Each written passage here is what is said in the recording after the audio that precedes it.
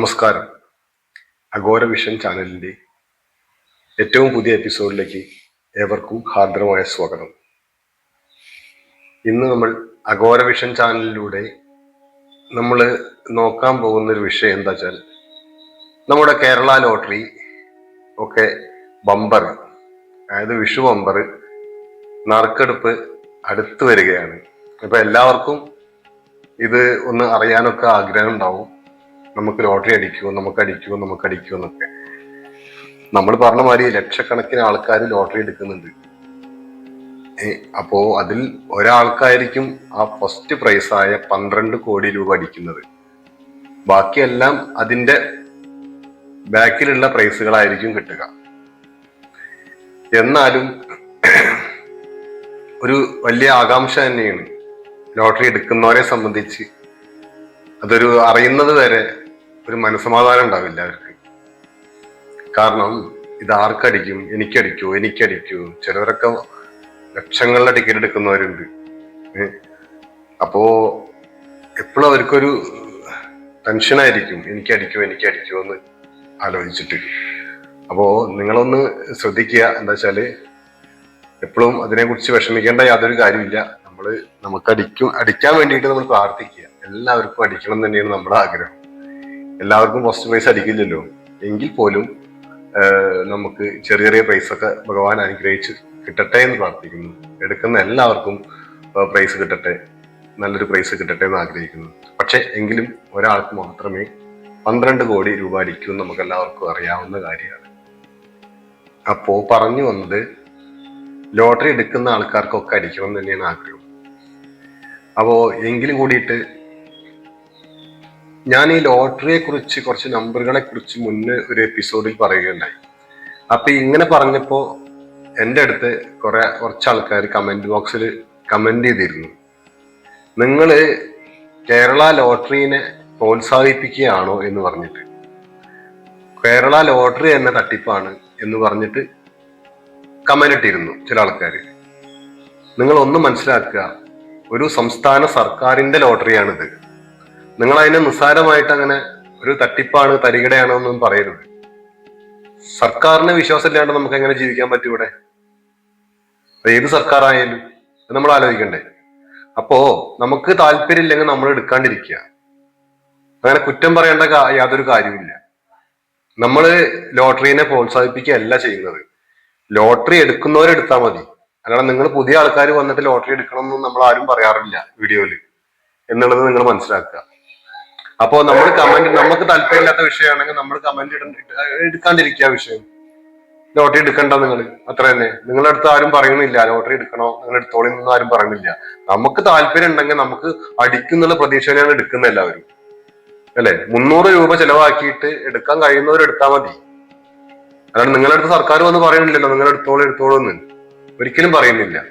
താല്പര്യമുള്ളവർ മാത്രം എടുക്കുക. പിന്നെ എന്തിനാ നമ്മൾ കുറ്റം പറയുന്നത്? തട്ടിപ്പാണ്, തരികട എന്നൊക്കെ പറയേണ്ട ആവശ്യം എന്താണുള്ളത്?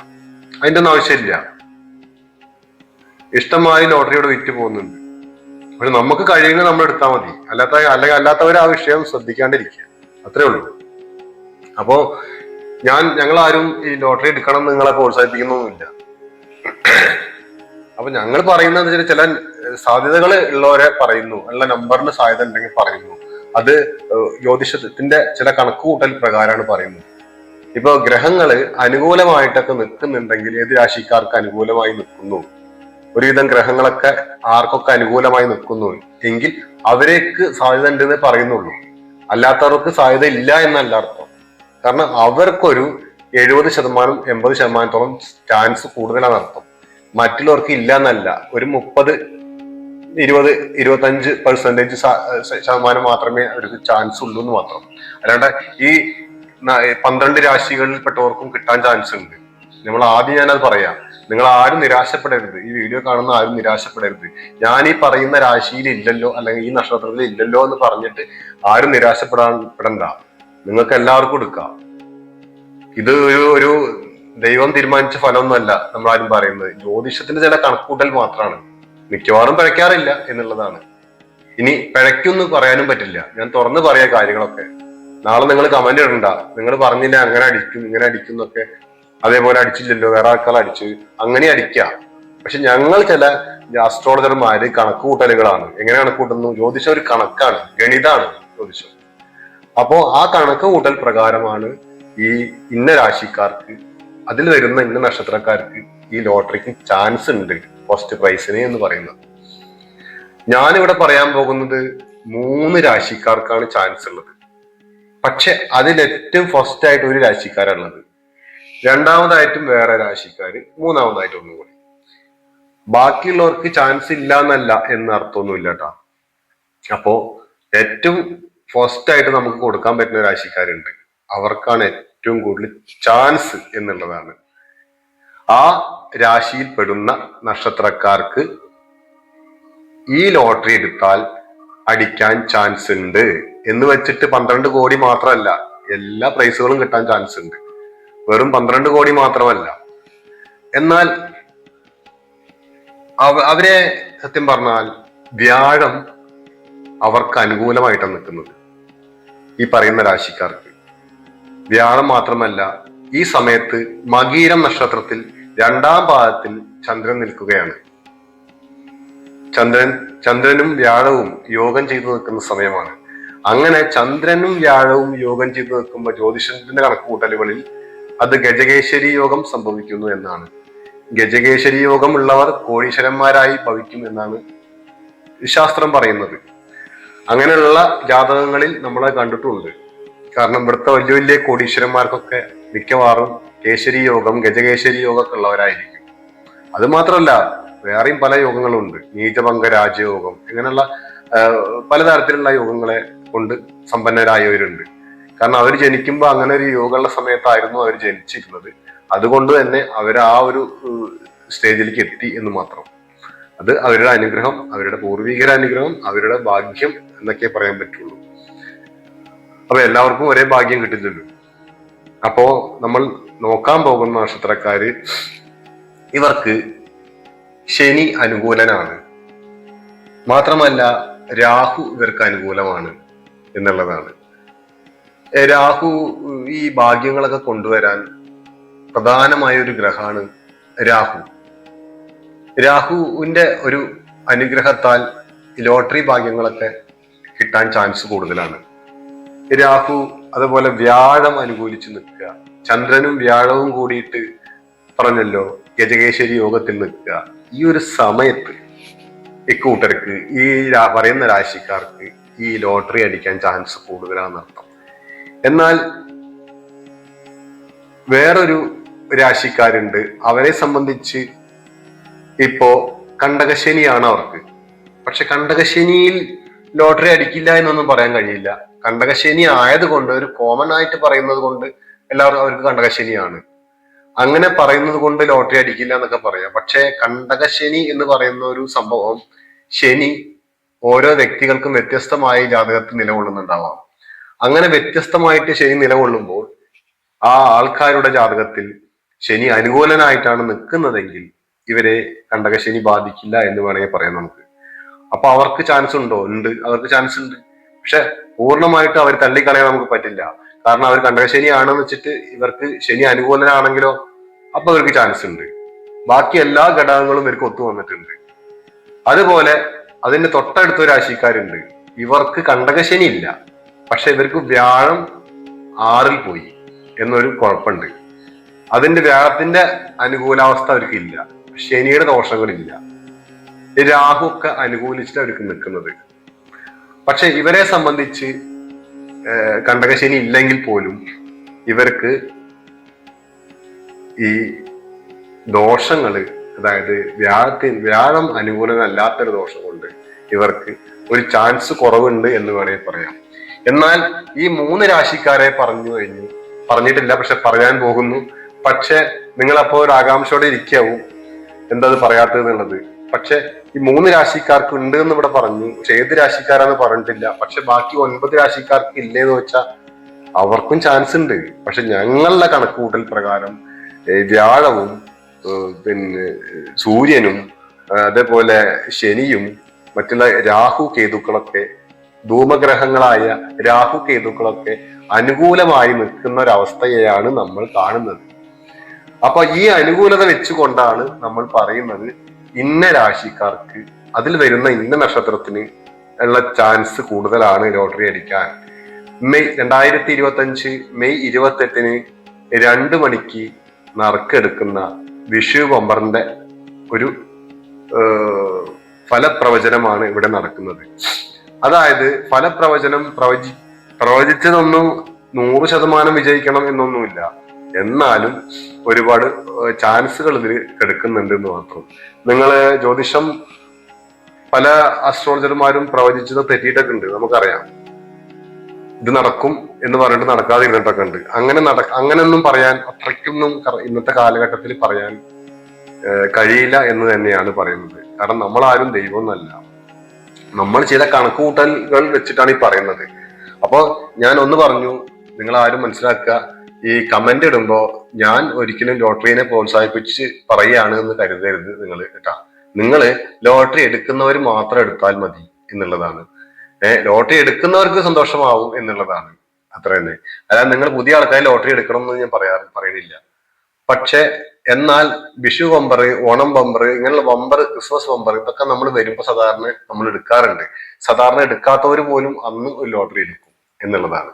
ചിലപ്പോൾ അവർക്കാർക്കും ഭാഗ്യം ഉണ്ടാവുക, നമുക്കൊന്നും പറയാൻ പറ്റില്ല. അങ്ങനെ ആർക്കും കൃത്യമായിട്ട് പറയാനൊന്നും ആർക്കും പറ്റില്ല. ആ ഒരു നിമിഷത്തെ ഭാഗ്യാണ്. ഞാൻ ഇവിടെ 3 രാശിക്കാരെ നമ്മൾ പറയാൻ പോകുന്നുണ്ട്. ഈ 3 രാശിക്കാർക്കും ചാൻസ് ഉണ്ട്. ബാക്കി 9 രാശിക്കാർക്കും ചാൻസ് ഉണ്ട്. ഈ 3 രാശിക്കാർക്ക് കൂടുതലുണ്ട്, ബാക്കി 9 രാശിക്കാർക്കും ചാൻസ് ഉണ്ട്. ഇങ്ങനെ ഇല്ല എന്നൊന്നും തറപ്പിച്ചിട്ട് പറയാൻ ആരെ കൊണ്ടും സാധ്യമല്ല. ആ 3ാമത്തെ രാശിക്കാരെ ഞാൻ പറയുകയാണ്. 3ാമത്തെ രാശിക്കാര് മറ്റാരുമല്ല, മകരം രാശിക്കാരാണ്. മകരം രാശിക്കാർക്ക് കണ്ടകശനി ഒന്നുമില്ല. പക്ഷെ അവർക്ക് വ്യാഴം 6-ൽ പോയിരിക്കുന്നു. അതുകൊണ്ട് അവർക്ക് ഒരു ചെറിയ ചാൻസ് ഉണ്ട്. വ്യാഴത്തിന്റെ അനുകൂലത ഇല്ല എന്ന് മാത്രം. ബാക്കി ഉള്ള പ്രതികൂലമായിട്ടൊന്നും വല്ലാതെ നിൽക്കുന്നില്ല ആരും. എങ്കിൽ കൂടിയിട്ട് വ്യാഴം അനുകൂലനല്ല, സർവേശ്വര കാരകത്തുള്ള വ്യാഴം അനുകൂലനല്ലാത്ത ഈ രാശിക്കാർക്ക് അത്ര ചാൻസ് പറയാത്തത് എന്നുള്ളതാണ്. അപ്പോ വ്യാഴം 6-ലായതുകൊണ്ട് ഇവർക്ക് ചെറിയൊരു ചാൻസ് ഉണ്ട്. മകരം രാശിയിൽ വരുന്ന ഉത്രാടം, മുക്കാല്, തിരുവോണം, അവിട്ടം, അരഭാഗം നക്ഷത്രക്കാർക്ക് ഈ വിഷു ബമ്പറിന് ഒരു അവസരം ഉണ്ട് എന്നുള്ളതാണ് പറയുന്നത്. ഇനി അതിന്റെ സെക്കൻഡ് ഭാഗത്ത് വരുന്ന രാശിയാണ് ധനുരാശി. ധനുരാശിക്കാരെ സംബന്ധിച്ച് ഇപ്പോ കണ്ടകശനിയാണ്. 4-ാം ഭാവത്തിൽ ശനി സഞ്ചരിക്കുന്നതിനാൽ കണ്ടകശനി, കേന്ദ്രഭാവത്തിൽ ശനിയാണ്. അപ്പൊ അതുകൊണ്ട് ഒരു ചാൻസ് കുറവ് ഇവർക്കുണ്ട്. എങ്കിൽ പോലും വ്യാഴം അനുകൂലനാണ് ഇവർക്ക്. 7-ാം ഭാവത്തിൽ വ്യാഴം ഉണ്ട്, മിഥുനം രാശിയിൽ. മാത്രമല്ല വ്യാഴം ചന്ദ്രനോട് യോഗം ചെയ്തു നിൽക്കുന്നു. അപ്പൊ ഗജകേശ്വരി യോഗമാണ്. ഇവിടെ ശനി അനുകൂലനല്ല എന്ന് മാത്രം. അതുകൊണ്ട് ഇവർക്കൊരു സെക്കൻഡ് ചാൻസ് ഉണ്ട് ധനുരാശിക്കാർക്ക്. ധനുരാശിയിൽ വരുന്ന മൂലം, പൂരാടം, ഉത്രാടത്തിന്റെ 1/4 ഭാഗം നക്ഷത്രക്കാർക്ക് നമ്മുടെ കേരള വിഷു ബമ്പർ ടിക്കറ്റ് എടുത്ത് 300 രൂപ കൊടുത്ത് എടുത്താൽ ഒരു ചാൻസ് ഉണ്ട് എന്നർത്ഥം എന്നുള്ളതാണ്. ഇവർക്കും അവസരമുണ്ട് എന്നുള്ളതാണ്. അപ്പൊ ഞാൻ അധികം നീട്ടിക്കൊണ്ടുപോയി എന്ന് പറഞ്ഞ് റബ്ബർ പോലെയാണെന്നൊക്കെ പറഞ്ഞിട്ട് കമന്റ് ഇടുന്ന ആൾക്കാരുണ്ട്. പക്ഷെ ചില കാര്യങ്ങൾ പറയുമ്പോൾ നമുക്ക് അങ്ങനെ പറയേണ്ടി വരില്ലേ? അതാണ് നമ്മളിത് വേഗം പറഞ്ഞു പോയാൽ അത് പിന്നെ അതിലൊരു ഒരു ഒരു ഒരു സുഖം ഉണ്ടാവില്ല. ആ ഒരു ഇത് എന്താ വെച്ചാൽ നിങ്ങൾ കാണുന്ന നിങ്ങൾക്കും ഇത് ഒരു മനസ്സിന് സന്തോഷം വരണം. അതിങ്ങനെ മെല്ലെ മെല്ലെ സന്തോഷം വരണം. കാരണം നമ്മൾ പറഞ്ഞു പോകുന്നതിന്റെ കാരണം ഇന്ന രാശിക്കാർക്ക് ഇന്ന ഗ്രഹങ്ങൾ അനുകൂലവും ഇന്ന ഗ്രഹങ്ങൾ പ്രതികൂലവുമാണ്. അതുകൊണ്ട് ഇവർക്ക് ചാൻസ് ഇല്ലാന്നും മറ്റവർക്ക് ചാൻസ് ഉണ്ട് എന്നൊക്കെ പറയേണ്ടി വരുന്നതാണ്. ഞാൻ വെറുതെ ഇന്ന രാശിക്കാർക്ക് ചാൻസ് ഉണ്ട്, ഇന്ന രാശിക്കാർക്ക് ചാൻസ് ഇല്ല, അതിലൊരു അർത്ഥമില്ലാത്ത മാതിരിയായി പോകില്ലേ. അതുകൊണ്ടാണ് അങ്ങനെ പറഞ്ഞത്. അപ്പോ നമ്മൾ പറഞ്ഞു മകീരം നക്ഷത്രം 2-ാം ഭാവത്തിൽ മെയ് 28 2 മണിക്ക് ചന്ദ്രൻ നിൽക്കുമ്പോൾ അതിനോടൊപ്പം വ്യാഴം യോഗം ചെയ്തു നിൽക്കുന്ന സമയം, ഗജകേശ്വരി യോഗത്തിൽ നിൽക്കുന്ന സമയം, ഏറ്റവും മുന്നിൽ നിൽക്കുന്നത് ആരായിരിക്കും? തുലാം രാശിക്കാരാണ്. തുലാം രാശിക്കാർക്കാണ് ഇവിടെ ഏറ്റവും ചാൻസ്. ചിത്തിര അര, ചോതി, വിശാഖത്തിന്റെ 3/4 ഭാഗവും തുലാം രാശിയിൽ വരുന്ന നക്ഷത്രങ്ങളാണ്. ഇവർക്കാണ് പോസ്റ്റ് കൊടുക്കുന്ന ജ്യോതിഷം എന്നുള്ളതാണ്. Post chance ഇവർക്കാണ്. ചിത്തിര 3ഉം 4ഉം പാദവും, ചോതിയും വിശാഖത്തിന്റെ 3/4 ഭാഗവും തുലാക്കൂറിൽ വരുന്ന നക്ഷത്രങ്ങളായതുകൊണ്ട് അവർക്കാണ് ഏറ്റവും ഈ കേരള ലോട്ടറിയിലെ വിഷു ബമ്പർ അടിക്കാൻ ഏറ്റവും ചാൻസ് കാണുന്ന നക്ഷത്രങ്ങൾ എന്ന് വെച്ച് ബാക്കി 9 രാശിക്കാർക്കും ചാൻസ് ഉണ്ട്. അവർക്കാർക്കും ഇല്ല എന്നല്ല. നിങ്ങൾ ആരും നിരാശപ്പെടേണ്ട. ഒരു ചെറിയ പ്രൈസെങ്കിലും എല്ലാവർക്കും കിട്ടട്ടെ എന്ന് പ്രാർത്ഥിക്കുന്നു. ഒരുപാട് നിറയെ പ്രൈസുകൾ ഇപ്രാവശ്യം വിഷു ബമ്പറിനുണ്ട്. അതുകൊണ്ട് തന്നെ താല്പര്യമുള്ളവരൊക്കെ ശ്രമിക്കുക, എടുക്കുക. ഇനി നാളെ കുറ്റം പറയരുത്, കേരള ലോട്ടറി നമുക്ക് എന്തെങ്കിലും സ്പോൺസർ ചെയ്തിട്ടുണ്ടോ എന്ന്. ഒന്നും സ്പോൺസർ ചെയ്തില്ല കേട്ടോ. ഇതൊരു വീഡിയോ ആയിട്ട് പറയുന്നത് മാത്രമേ ഉള്ളൂ. നമുക്കാർക്കൊന്നും സ്പോൺസറും ചെയ്തില്ല. നിങ്ങൾ അങ്ങനെ കരുതണ്ട. നമ്മൾ ആരും അതിനെ പ്രോത്സാഹിപ്പിക്കുകയല്ല. നിങ്ങൾ എടുക്കുന്നവർ മാത്രമേ എടുക്കാൻ പാടുള്ളൂ കേട്ടോ. അല്ലാതെ നിങ്ങൾ പുതിയ ആൾക്കാർ ഞങ്ങളുടെ വാക്ക് കേട്ടിട്ട്, നിങ്ങള് യൂട്യൂബർമാര് പറയുന്ന വാക്ക് കേട്ടിട്ട് നിങ്ങൾ അങ്ങനെ പൂർണ്ണമായിട്ടും വിശ്വസിച്ചെടുക്കണ്ട. ഞാൻ അതിന്റെ 2 ഭാഗം പറയുന്നുണ്ട്. നിങ്ങള് അങ്ങനെ പൈസ അമിതമായിട്ട് ചെലവാക്കി കളയണ്ട. സാമ്പത്തിക ശേഷി വളരെ കുറഞ്ഞവരൊക്കെ ഉണ്ട്. 300 രൂപ ചെലവാക്കാൻ ഇന്ന് ബുദ്ധിമുട്ടുന്ന ആൾക്കാരൊക്കെ ഉണ്ട്. അവര് അങ്ങനെ ചെലവാക്കി കടം മേടിച്ചിട്ടൊന്നും ലോട്ടറി ടിക്കറ്റ് എടുക്കരുത് നിങ്ങൾ കേട്ടോ. നിങ്ങൾക്ക് ആവുമെങ്കിൽ എടുക്കുക എന്നുള്ളതാണ്. ആ നറുക്കെടുപ്പിലൊന്ന് പങ്കെടുക്കുക. നമ്മളൊക്കെ പറയും ലോട്ടറി അടിച്ചിട്ട് ചെയ്യാം, എനിക്ക് ലോട്ടറി അടിച്ചിട്ട് വീട് കയറ്റണം, അല്ലെ എനിക്ക് ലോട്ടറി അടിച്ചിട്ട് കാറ് വാങ്ങിക്കണം, അല്ലെ എനിക്ക് ലോട്ടറി അടിച്ചിട്ട് വേണം സ്ഥലം മേടിക്കാൻ. ഇതൊക്കെ നമുക്ക് ആഗ്രഹമുണ്ട്. പക്ഷെ അതിന് ലോട്ടറി എടുക്കണ്ടേ? എടുത്താൽ മാത്രമല്ലേ നമുക്ക് അടിക്കില്ല എന്ന് പറയാൻ പറ്റുള്ളൂ. അപ്പൊ അങ്ങനെയുള്ളവരൊന്ന് ശ്രമിച്ചു നോക്കുക. എപ്പോഴും അല്ല, ഈ വിഷു ബമ്പർ എടുക്കാൻ ശ്രമിച്ചു നോക്കുക. ഒന്ന് എടുക്കുക. നിങ്ങൾക്ക് എന്തായാലും എല്ലാവർക്കും ലോട്ടറി അടിക്കട്ടെ. മറ്റുള്ള രാശിക്കാർക്കൊക്കെ ചാൻസ് ഉണ്ട്. ആരും നിരുത്സാഹപ്പെടേണ്ട. എല്ലാവർക്കും ഉണ്ട്. നമ്മൾ ഈ ജ്യോതിഷത്തിന്റെ കണക്ക് കൂട്ടൽ പ്രകാരം പറഞ്ഞു എന്ന് മാത്രമേ ഉള്ളൂ. ഈ തുലാം രാശിക്കാർക്കാണ് ഏറ്റവും മുന്നിൽ നിൽക്കുന്നത്. 2ാമത്തെ രാശിക്കാർ ധനു രാശിക്കാരാണ്. 3ാമത്തെ രാശിക്കാർ മകരം രാശിയിൽ വരുന്ന നക്ഷത്രങ്ങളാണ് എന്നുള്ളതാണ്. ബാക്കി എല്ലാവർക്കും ചാൻസ് ഉണ്ട്, ഇല്ലാതില്ല. പക്ഷെ ശ്രദ്ധിക്കുക, ഇത് പ്രധാനമാണ്. ജ്യോതിഷത്തിന്റെ കണക്കുകൂട്ടൽ മാത്രമാണ്. ഇതിലപ്പുറം സംഭവിച്ചുകൂടായില്ല എന്നുള്ളതാണ് കേട്ടാ. അപ്പൊ എല്ലാവർക്കും നന്ദി, നമസ്കാരം പറഞ്ഞുകൊണ്ട് ഈ വീഡിയോ നിങ്ങൾ ആദ്യമായിട്ടാണ് കാണുന്നതെങ്കിൽ, ഈ ചാനൽ ആദ്യമായിട്ടാണ് കാണുന്നതെങ്കിൽ നിങ്ങൾ ഒന്ന് സബ്സ്ക്രൈബ് ചെയ്ത് സപ്പോർട്ട് ചെയ്യുക. ഇങ്ങനെ പുതിയ പുതിയ അറിവുകളുമായിട്ട് വീണ്ടും എത്താം എന്നുള്ളതാണ്. അപ്പോ നിങ്ങളുടെ വിലയേറിയ അഭിപ്രായങ്ങൾ കമന്റായി രേഖപ്പെടുത്തുക. ഞാൻ കമന്റായി രേഖപ്പെടുത്താൻ പറഞ്ഞു, നിങ്ങൾക്ക് അഭിപ്രായം രേഖപ്പെടുത്താട്ടോ. പക്ഷെ ഇതിന്റെ ഗുണദോഷങ്ങളൊക്കെ ഞാൻ പറഞ്ഞിട്ടുണ്ട് എന്നുള്ളത് നിങ്ങൾ മനസ്സിലാക്കണം കേട്ടാ. ഞാൻ ഇതിനെ പ്രോത്സാഹിപ്പിക്കൊന്നല്ല, അത് നിങ്ങൾ ആദ്യം മനസ്സിലാക്കുക കേട്ടാ. അപ്പോ എന്തായാലും നിങ്ങളെ വിലയേറിയ അഭിപ്രായങ്ങൾ കമന്റായി രേഖപ്പെടുത്തുക. നിങ്ങൾക്ക് ഇഷ്ടപ്പെടുന്നവർക്ക് ഈ ചാനൽ ഒന്ന് ഷെയർ ചെയ്ത് കൊടുക്കുക. എന്തായാലും അടുത്തൊരു വീഡിയോയിൽ കാണുന്നവരെ നന്ദി, നമസ്കാരം എല്ലാവർക്കും.